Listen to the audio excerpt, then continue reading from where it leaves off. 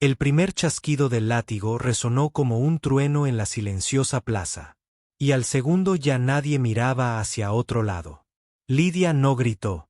No porque no doliera, sino porque su hijo estaba en algún lugar entre esa multitud.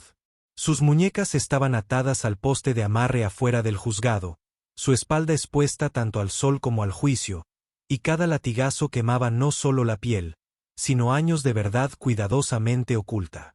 El sheriff leyó una lista arrugada. Acusaciones envueltas en justicia. Desafío, misoginia, encubrimiento de fugitivos, abandono del deber femenino. Había vivido tranquilamente durante 7 años en las afueras de la ciudad, lavando ropa de cama, horneando pan y sin llamar nunca la atención hasta que alguien veía al niño. Un niño de ojos oscuros y cabello salvaje, demasiado rápido para su edad. La acorralaron afuera de la panadería. ¿De dónde lo robaste? Un hombre se burló y, antes de que ella pudiera hablar, el niño había desaparecido en los callejones. Ahora, cuando el látigo volvió a sonar, las rodillas de Lidia se doblaron y la sangre empapó la parte trasera de su vestido. Aún así, ella se negó a derrumbarse. Si quisieran vergüenza, no la obtendrían de su columna vertebral. La multitud murmuró, una mezcla de asco, curiosidad y ese hambre particular que se alimenta de la ruina ajena. Las mujeres que antes le compraban pasteles ahora susurraban detrás de sombrillas. La esposa de un predicador abrazó a su hija con más fuerza. El alcalde de la ciudad permaneció de pie con los brazos cruzados, asintiendo solemnemente como si esta crueldad fuera un deber cívico. Entonces la voz del niño rompió el silencio como un rayo. Esa es mi madre. Todas las cabezas se giraron, incluidos los sheriffs. El látigo se congeló en el aire. De entre la multitud se abrió paso un niño de no más de 7 años. Un borrón de movimiento. Pies descalzos, cabello enredado, ojos ardiendo con una furia más grande que su cuerpo. Se detuvo frente a ella, con los brazos abiertos como un escudo, respirando con dificultad, desafiante. Se llama Lidia, gritó. Y ella no me robó. Salí de ella. Los jadeos se extendieron hacia afuera. El sheriff parpadeó, sin saber si debía reír o golpear, pero el momento había roto el hechizo. La barbilla de Lidia se levantó. Su nombre es Cota, dijo con voz áspera, pero clara. Y si alguno de vosotros lo toca, me levantaré de nuevo solo para atormentaros. El silencio era absoluto. Incluso el sol parecía contener la respiración. El sheriff dio un paso atrás como si le hubieran golpeado. El látigo colgaba inútilmente en su mano mientras los murmullos se extendían entre la multitud como el viento antes de una tormenta. Un niño Lakota, su hijo. Lidia sintió los dedos de Cota deslizarse entre los suyos, pegajosos por la tierra y el sudor, anclándola a algo sólido en medio del calor vertiginoso y el juicio. «Saquen al chico de aquí», murmuró alguien desde atrás, pero nadie se movió. El alcalde se aclaró la garganta, intentando recuperar el control. «No se trata del niño», anunció. «Se trata de la ley». Pero la ley, Lidia lo sabía, siempre había rodeado al miedo, y el pueblo temía aquello que no podía explicar. Una mujer blanca que había desaparecido durante una temporada y luego regresó con un niño que no se parecía en nada a ningún hombre que ellas aprobaran. Temían su silencio, su independencia, su negativa a confesar cuando se sentían acorralados. Pero la verdad siempre había vivido en el rostro de Cota. Sus pómulos altos, la forma de observar a los animales antes de hablar, el instinto de correr, no por miedo, sino por comprensión. Su padre se llamaba Chayton y murió antes de que Cota aprendiera a caminar. Un incendio lo había atrapado. Un incendio provocado por estos mismos hombres que ahora se encontraban boquiabiertos en el juicio, sin darse cuenta de que su crueldad ya había dejado huérfanos una vez antes. Lidia nunca le había contado a Cota la historia completa. Ella no sabía cómo. Pero ahora, con la espalda en carne viva y su secreto revelado a la luz del día, se dio cuenta de que ya no tenía elección. «El padre de mi hijo era Lakota», dijo, lo suficientemente alto para que todos la oyeran. Y murió salvando a tu ganado del incendio que culpaste a su gente. Varios hombres se pusieron rígidos. Uno dio un paso al frente. El herrero, un hombre corpulento que una vez coqueteó con Lidia antes de que ella usara el dolor como una armadura. Así que te acostaste con un salvaje, espetó. Kota se estremeció. Lidia no. Me acosté con un hombre que me mantuvo caliente cuando el invierno casi me mata. Un hombre que me enseñó a escuchar antes de hablar. Un hombre que me cargó cuando no podía caminar. Su voz no tembló. ¿Y tú? Te consideras civilizado porque tienes una iglesia y una horca. Eso cayó como una piedra en un estanque tranquilo. El puño del herrero se cerró, pero no golpeó porque el chico seguía allí de pie. Porque tal vez por primera vez no estaban seguros de quién era el verdadero salvaje. Habrían seguido hacia ella de no ser por el sonido de cascos. Uno un caballo, luego dos, luego una docena. El sheriff se giró, con la mano instintivamente cerca del cinturón, pero los jinetes no portaban armas, solo expresiones indescifrables, solemnes, cubiertas de polvo. En la primera fila, un anciano al que Lidia no había visto en casi 8 años. Sus trenzas estaban plateadas ahora, su rostro más marcado por el viento y la edad, pero lo reconoció en el momento en que desmontó. «Tiene», susurró con la voz quebrada. Kota lo miró con los ojos muy abiertos. «Ese es mi tío». Lidia asintió. Tiene se acercó lentamente, no como un guerrero, sino como un testigo. Miró una vez el látigo tirado en la tierra, luego al chico, y finalmente la espalda sangrante de Lidia. Luego, sin decir palabra, se quitó la túnica exterior y se la echó sobre los hombros. El gesto fue simple, pero destrozó la pretensión del pueblo como si fuera cristal. «Entras en nuestro pueblo sin invitación», dijo el alcalde, inflando el pecho. «¿Crees que ese chico tiene algún derecho?» Tiene se volvió hacia él. «Impasible. Ese chico es de la sangre de Chaiton. Esa mujer lo mantuvo a salvo cuando nosotros no pudimos. Venimos a honrarla, no a pedir permiso». La gente del pueblo se puso rígida. Algunos retrocedieron. Unos pocos tomaron rifles que no habían sido necesarios en décadas. El corazón de Lidia latía con fuerza, no de miedo, sino de claridad. Ya no era su secreto. Tien hizo un gesto, y uno de los jinetes se adelantó con una mochila. De ella sacó un bulto envuelto y lo desdobló con cuidado ante la multitud. Una manta de bebé, desteñida por el sol, bordada con símbolos que reflejaban los tatuados en la muñeca de Kota. «Prueba». Tiene no lo explicó. No lo necesitaba. Lidia se enderezó bajo el peso de la túnica. «Este chico no es un problema que resolver. Es un puente que nunca pediste». El sheriff miró al alcalde, sin saber bien en qué dirección soplaba el viento. «Déjenla ir», murmuró alguien entre la multitud. Luego, otra voz. «No ha hecho nada malo». La multitud comenzó a se rompió, no en el caos, sino en la vergüenza. Tiene se giró hacia Kota y le ofreció la mano. Miró a Lidia. Ella asintió. El chico la tomó con dedos temblorosos. No solo presenciaban una reunión. Estaban viendo una historia reescrita en tiempo real por un chico, un látigo y un nombre que nadie podría borrar. El corazón de Lidia siempre había estado dividido entre dos mundos. Pero allí de pie, con su hijo en brazos de Tiene, el peso del pasado de repente pareció más ligero. La multitud se dispersó, murmurando, pero el pueblo seguía en silencio a la sombra de lo que acababa de revelarse. Diane se volvió hacia ella con los ojos llenos de palabras no dichas. «Ven con nosotros», dijo con dulzura. Pero Lidia dudó. «No puedo», susurró apenas audible. «No me olvidarán. Ni aquí, ni nunca». Tiene asintió, su mirada comprensiva pero firme. «Te recordarán. Sí, pero a su debido tiempo. Por ahora, tenemos que irnos». Kota tiró de su manga. Su voz era pequeña pero llena de urgencia. «Mamá, vámonos». La palabra mamá todavía me sonaba extraña, pero en ese momento me parecía adecuada. Lidia se giró para mirar la plaza del pueblo por última vez. El alcalde permaneció de pie, todavía aturdido por la fuerza de la presencia de Tien. Pero ahora había algo diferente en él.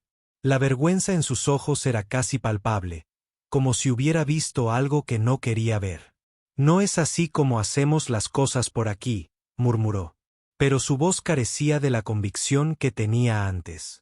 Lidia no respondió. No había necesidad, el daño ya estaba hecho hacía mucho tiempo y nada cambiaría hasta que la ciudad estuviera lista para aceptar la verdad. Mientras pasaba junto al sheriff, vislumbró su rostro endurecido. Pero ni siquiera él la detuvo. Se preguntó brevemente si la comprensión de lo que acababa de ocurrir se asentaría como el polvo, sin ser notada hasta que fuera demasiado tarde. El viaje de regreso al campamento de Tiene fue confuso. Kota se acurrucó en el hueco de su brazo, agarrando la manta con dedos temblorosos. El sol estaba bajo en el cielo, tiñendo la tierra de un tono ámbar que parecía una disculpa.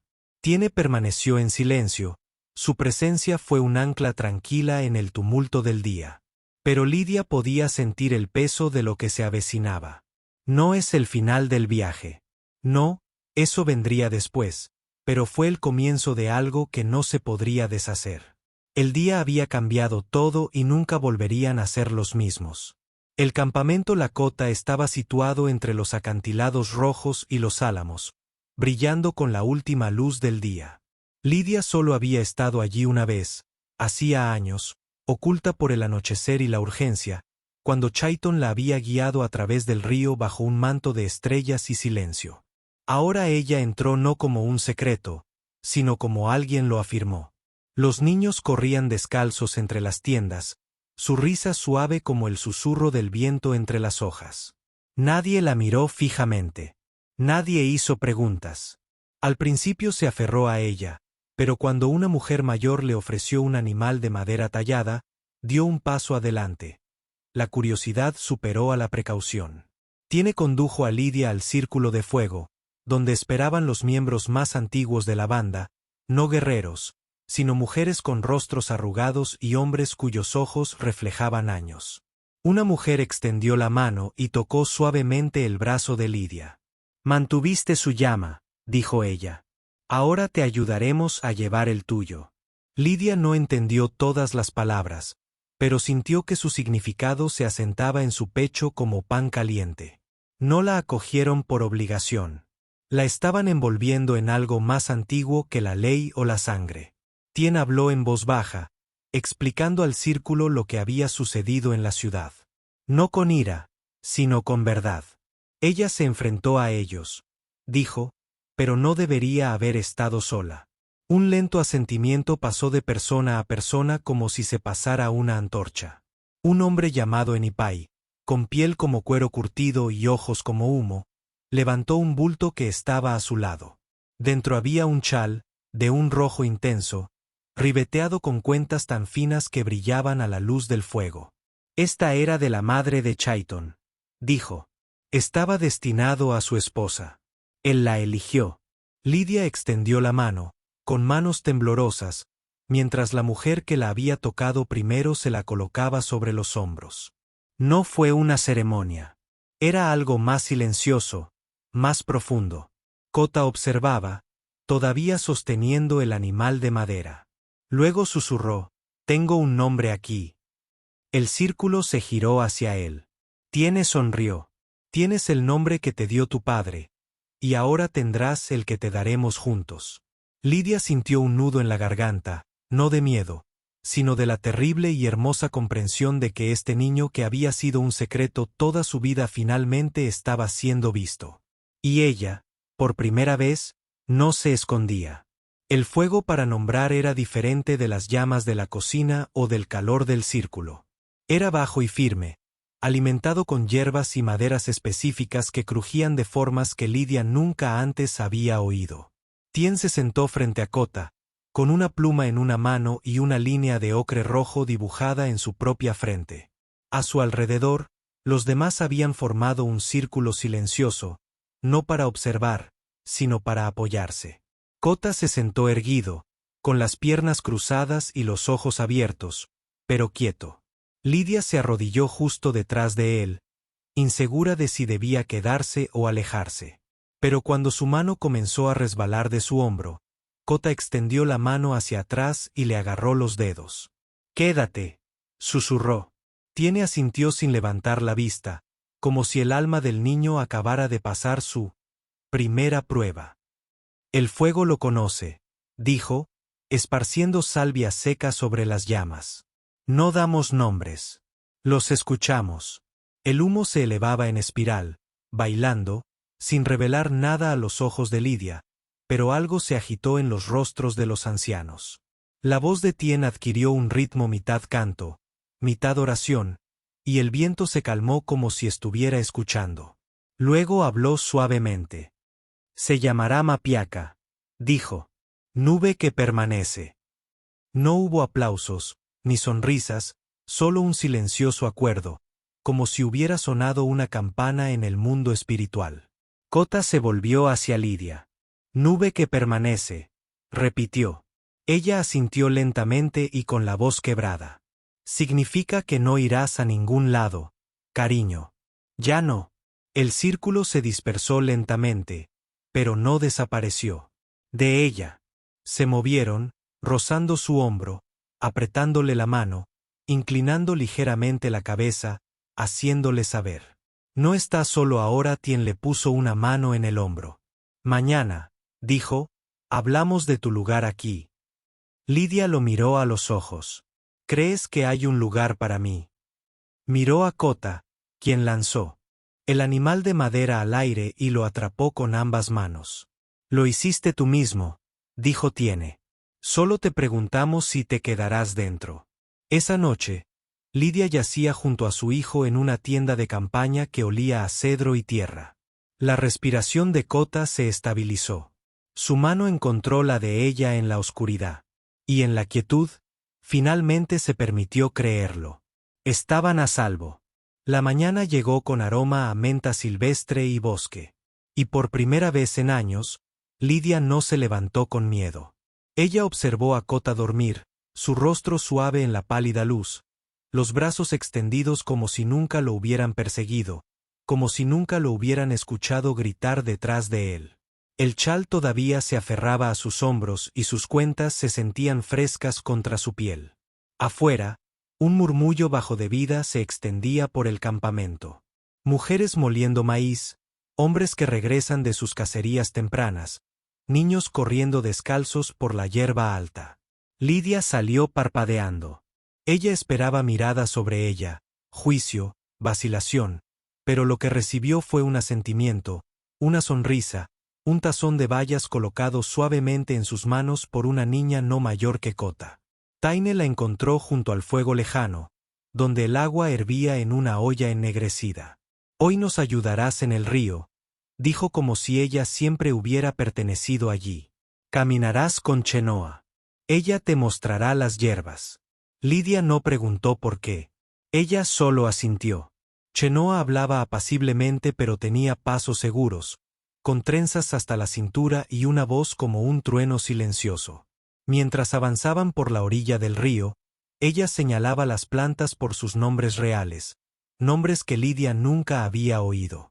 «Esta detiene el sangrado», dijo Chenoa, agachándose. «Esta le enseña a tu estómago a comportarse». Lidia tocó cada planta con reverencia, como si memorizara no solo medicina, sino pertenencia. Cuando llegaron al recodo del río, Chenoa se detuvo. «Te paraste frente al látigo», dijo sin girarse. «Lo vi en tu espalda». Lidia tragó saliva. «No quería que me viera caer». Chenoa asintió. «Tú no». Luego le entregó a Lidia un frasco de piedra. Dentro había un ungüento espeso, verde oscuro y penetrante. «Por esta noche, tus cicatrices hablarán. Deja que hablen más suavemente». Trabajaron en silencio, lado a lado, como lo hacían las mujeres cuando la confianza aún estaba creciendo, pero era real. Cuando regresaron, Kota corrió hacia ella, con las manos manchadas de jugo de bayas. Sonrió tan ampliamente que sus mejillas casi se partieron. Ayudé a hacer fuego, dijo con orgullo. Lidia lo atrajo hacia sí, con el corazón rebosante. Ella no era una colona, no era la cota. Pero aquí, entre lo que era quemaron y lo que florecía, se estaba convirtiendo en algo completamente distinto, y ellos se lo permitían. Vieron el polvo antes de ver al jinete. Una figura en un caballo de tristeza, moviéndose despacio, demasiado firme para huir, pero demasiado sola para traer buenas noticias. Lidia estaba justo afuera del fuego, con Cota a su cadera, el instinto creciendo como calor en su pecho. Tiene salió de su tienda sin decir palabra, acompañado por Anipe y otros 3. El jinete desmontó al borde del campamento y se quitó el sombrero. Era el sheriff. Ya parecía mayor, desgastado, no por la distancia, sino por la vergüenza. No estoy aquí para traerla de vuelta, dijo, con la mirada fija en Lidia. Solo vine a decir algo. La postura de Tiene no se relajó. Entonces dilo. El sheriff tragó saliva. Me criaron para creer que las líneas estaban ahí por una razón. Gente de pueblo por aquí, de tu clase por allá. Pero la voz de ese chico, lo que dijo, lo oí en mis huesos. Miró a Cota. Me hizo recordar que mi madre una vez ayudó a una mujer lakota a dar a luz en nuestro granero. Nunca volvimos a hablar de ello. Lidia no sabía qué decir. El sheriff se volvió hacia ella. Me equivoqué contigo. Sobre lo que ocultabas. No ocultabas vergüenza. Estabas protegiendo algo sagrado. La voz de Tien era baja pero firme. Y ahora, exhaló el sheriff, con las manos ligeramente temblorosas. Ahora estoy aquí para decir que renuncié. Le di mi placa a alguien con menos fantasmas y le dejé algo al chico. Metió la mano en su alforja y sacó una pequeña caja de madera. Dentro había una brújula tallada, vieja y desgastada, grabada con iniciales. Era mío cuando era niño. Mi madre dijo que siempre me señalaba donde debía estar, incluso cuando no lo sabía. Se lo ofreció a Cota, cuyos ojos se iluminaron, inseguros pero atraídos hacia él. Esto no arregla nada, añadió el sheriff. Pero tal vez dice que algo puede empezar de nuevo. Tiene se hizo a un lado lo suficiente para dejar pasar al hombre. El sheriff se adelantó, se arrodilló y colocó la brújula en la mano de Cota. Luego se puso de pie, asintió una vez a Lidia y se giró hacia el sendero. Cuando el sonido de los cascos se desvaneció, Lidia miró a su hijo, que sostenía la brújula como si brillara. ¿Hacia dónde crees que apunta?, susurró. Lidia sonrió débilmente. Hogar. Se asentaron al borde del arroyo, donde la tierra no pertenecía al pueblo ni tampoco a la tribu. Había sido una vez terreno de caza, luego tierra de ganado, y finalmente abandonado después de que un duro invierno expulsara a los colonos. Ahora no pertenecía a nadie y eso lo hacía perfecto. Tien ayudó a construir las paredes, pero Lidia plantó el piso. Ni madera ni piedra. Colocó hierbas, trituró flores, esparció virutas de cedro que transformaron el aroma de la cabaña en algo vivo. Cota pintó símbolos que había aprendido de ambos mundos. Espirales Lakota e hijos colonos. Infantil pero orgulloso.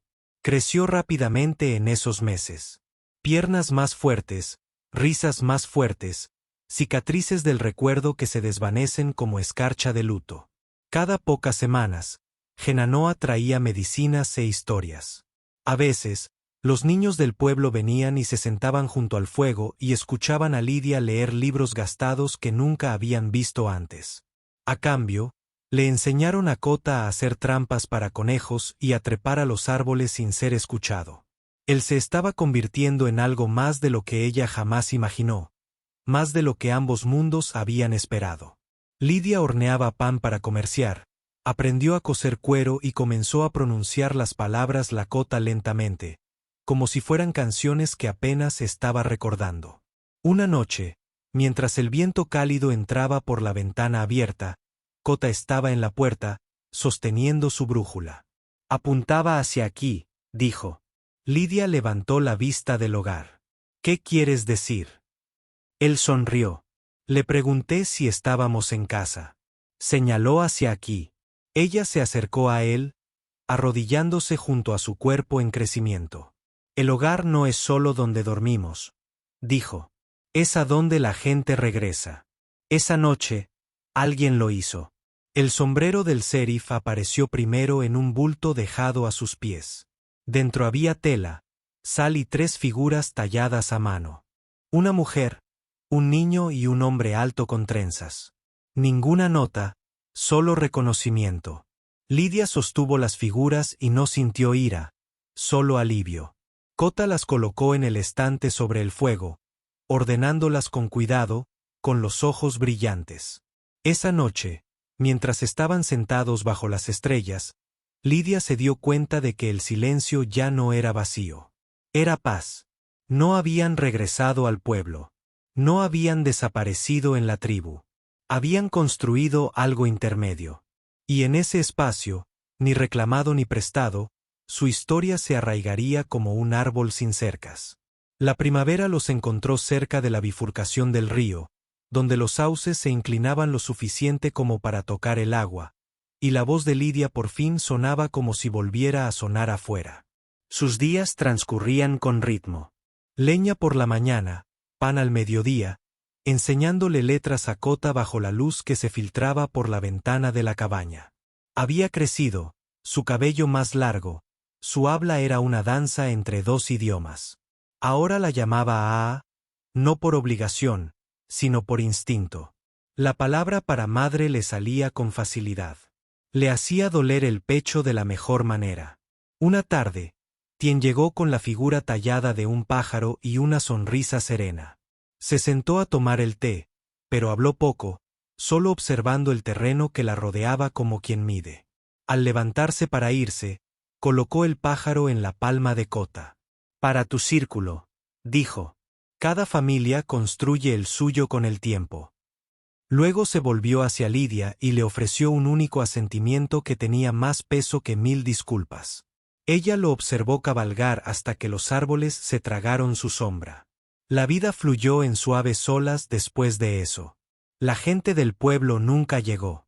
Ni por odio, ni por curiosidad.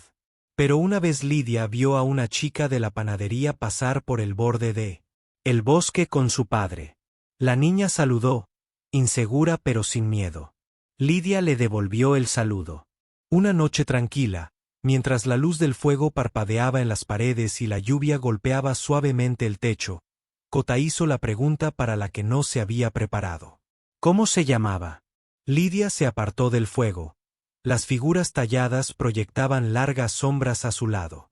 ¿Tu padre? Él asintió. Ella respiró hondo. Chaiton. Significa halcón. Cota se quedó en silencio y luego lo repitió. Chaiton. La palabra se sintió como una ofrenda. Un hilo que se extendía a través del tiempo. La susurró una vez más y se arropó en su manta. Lidia se sentó sola un momento después de que él se durmiera, observando el baile de las llamas. Pasó los dedos por el chal, que aún le rodeaba los hombros. Afuera, el río seguía hablando con su voz ancestral. En ese silencio tembloroso, Lidia no sentía amargura ni miedo, solo pertenencia. Había llevado su verdad a través del fuego, la sangre y el silencio. Y ahora tenía un hogar, un niño, un nombre, un círculo que nunca se rompería. Por favor, dale a me gusta, comparte. Y suscríbete para más historias sinceras aquí en Ecos del Oeste. Si hubieras estado en esa plaza y hubieras oído al niño gritar, «Esa es mi madre», ¿habrías dado un paso al frente también? Cuéntanoslo en los comentarios.